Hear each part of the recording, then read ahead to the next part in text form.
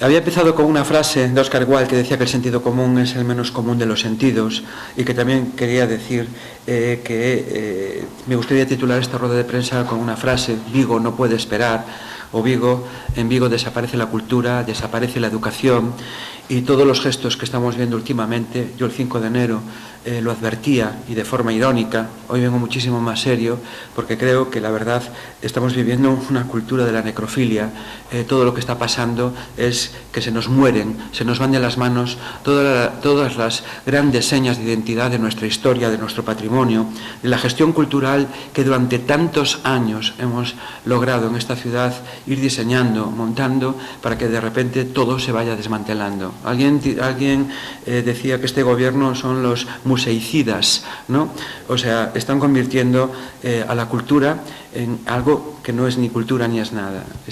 Que sea absolutamente nulo, que desaparezca absolutamente todo. ¿Por qué? Porque no hay gestión. No le preocupa al gobierno y al señor alcalde que seamos una ciudad con el síndrome de Asterix y Obelix, ¿no?, de la aldea. Nadie se acerca a esta ciudad, nadie quiere saber nada, todo el problema son los de afuera, del exterior, mientras que aquí todo es maravilloso y la gestión es perfecta. Lo que se olvida el señor alcalde es que Asterix y Obelix tenían la poción mágica, y aquí no la tenemos. Todo va encadenándose a través de la desaparición del centro de artesanía tradicional, de lo que es el archivo Pacheco, qué está pasando con el Verbum, etcétera, qué ha pasado con los festivales de música, como el Festival Aremore, qué perspectivas hay para el Festival Alternativo de Teatro, etcétera. ¿Hay alguna manifestación importante en esta ciudad? No, pero en todas las aledañas, en todas las demás ciudades y capitales gallegas sí que hay cultura, y con diferentes alcaldes de diferentes colores. No hace falta de ser del PSOE, del PP, del BNG para darse cuenta de que verdaderamente lo que está aquí pasando en Vigo es único y exclusivo de una gestión del aislamiento, de la confrontación, y no querer sentarse a hablar con el resto de las administraciones. No interesa. Interesan más los votos de las futuras elecciones que verdaderamente sentar y gestionar a solucionar los problemas. El Museo Liste, el Archivo Pacheco, el CATS, la Feria del Espacio Atlántico de Arte Contemporáneo, los festivales, etcétera. Una programación del auditorio de la Plaza del Rey, que por cierto se oculta que la GADIC, la Consellería de Cultura, es una de las mayoritarias dentro del patrocinio. Se presenta, felicito a Isaura Velairas porque es una programación coherente en el Concello, aquí en el auditorio del Concello, pero se ha olvidado de decir que la GADIC Cultura, para que luego digan que la Xunta de Galicia no participa en Vigo, que no hay ni un solo euro, como se dijo el lunes en el Pleno. Aparte de todo esto, en la Consellería de Cultura se ocultan las inversiones, como digo, de la Xunta de Vigo, y en cultura y en educación. Tenemos, además, datos que yo lo planteé, y además se me contestó con un descaro increíble cuando dije que 5 profesores se habían prescindido de la Escuela de Artes y Oficios, y se dijo que eso era mentira, que no era cierto, y es cierto. Hay 5 profesores que se ha prescindido a partir del 9 de enero del 2012. Las bajas médicas no se cubren, excepto las maternales, en la Escuela de Artes y Oficios. No interesa tampoco que este centro, que es una gran obra de uno de los grandes benefactores de esta ciudad culturales, tampoco interesa que vaya adelante. Pues nosotros tenemos muchas alternativas desde el Partido Popular. No solo venimos a criticar de forma constructiva y educativa, venimos a dar muchas alternativas. Primero no se rentabilizan los espacios culturales, no hay diálogo con todas las instituciones para planificar una alternativa cultural. Mar de Vigo va solo, el Concello va solo, CaixaNova y otras entidades van solas, no hay alternativa cultural. Si todas estas entidades, asociaciones, instituciones, administración local se juntasen a hablar, podríamos conseguir muchas cosas. Para empezar, se podría reunir a todos los responsables de todas las instituciones y de todas las administraciones, por ejemplo, y de los que tienen que ver con los grandes contenedores de la cultura, como es el Auditorio Mar de Vigo, el Auditorio del Concello, el Centro Cultural Nova Caixa Galicia, el Auditorio de la Delegación de la Xunta de Galicia, el Auditorio de la sede de la Diputación, el Auditorio Martín Codas del Conservatorio Superior de Música de Vigo, el Auditorio de la Escuela Superior de Arte Dramático, los auditorios de las asociaciones vecinales.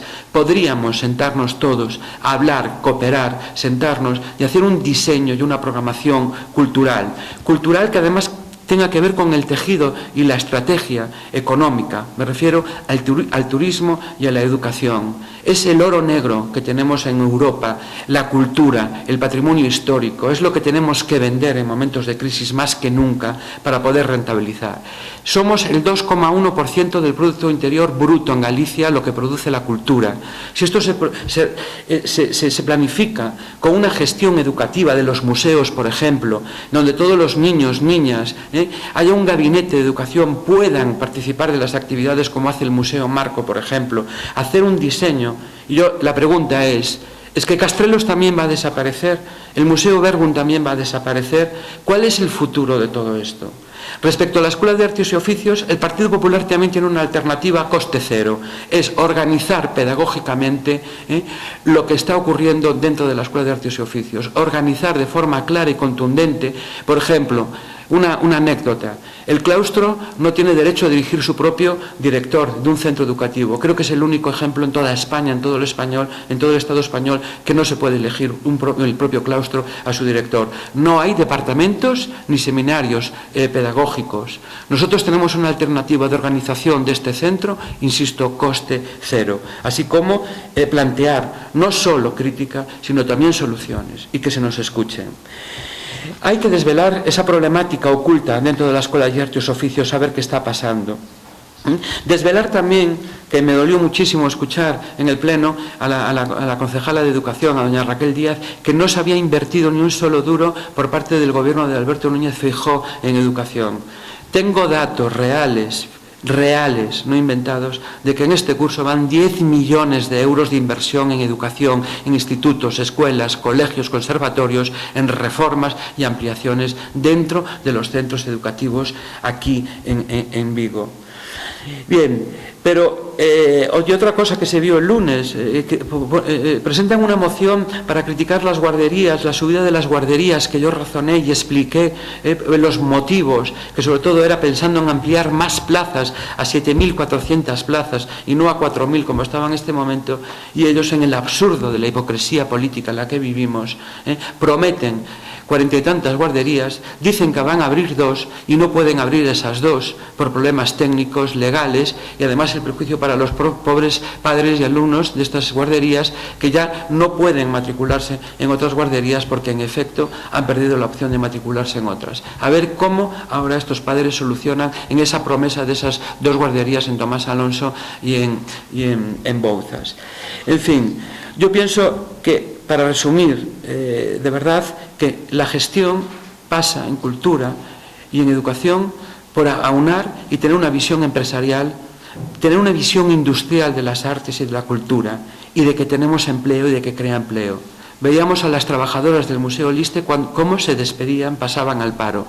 Están destruyendo empleo, y esto es una verdad. Y de verdad creo que lo que he visto el lunes, un alcalde que se muere de risa cuando se escucha a la oposición o abandona el Pleno para irse de viaje, me parece muy poco serio cuando están pasando cosas muy graves en esta ciudad. Y la cultura, insisto, genera, da empleo y da riqueza. Es nuestro oro negro en el patrimonio e historia y educación y cultura aquí en Europa. Y tenemos que respetarlo y sentarnos todos a hablar y a responsabilizarnos.